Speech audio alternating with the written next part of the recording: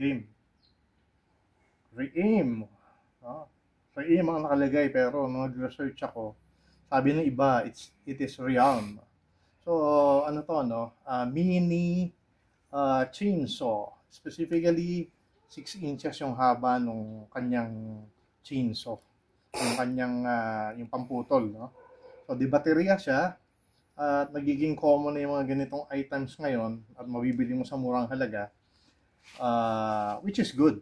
Kasi kung meron kang garden, kung meron kang mga kailangan i-trim na puno, branches at iba pa, malaking tulong to. So,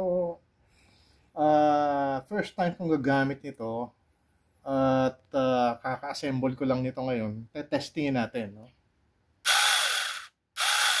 Meron siyang button, pag hindi mo siya pinindot dito, hindi mo mapapagana. So, safety feature yon.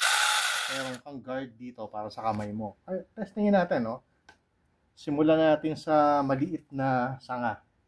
Sanga ito ng medyo tuyo na, no? Medyo tuyo na to. Sanga ito ng dayak, puno ng dayak. So, tingnan natin kung okay siya.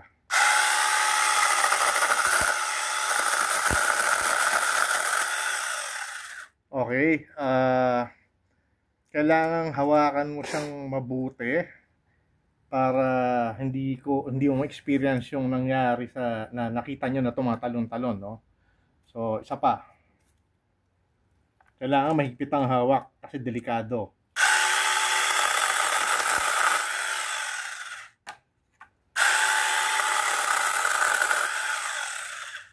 So, okay siya, no? Ito nga pala, no? Guard siya, no? Para hindi aksidenteng makapanakit. So, subukan natin sa medyo mas mataba o medyo mas makapal na sanga. Ito. Hawakan ko mabuti, no?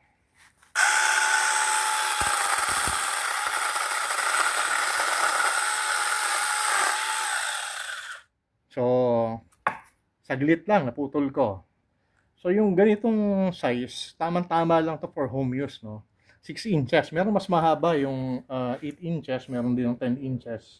Merong 12, pero masyadong malaki yun kung gagamitin ko lang sa garden. So, ito siya, no? Again, Re-aim or Realm.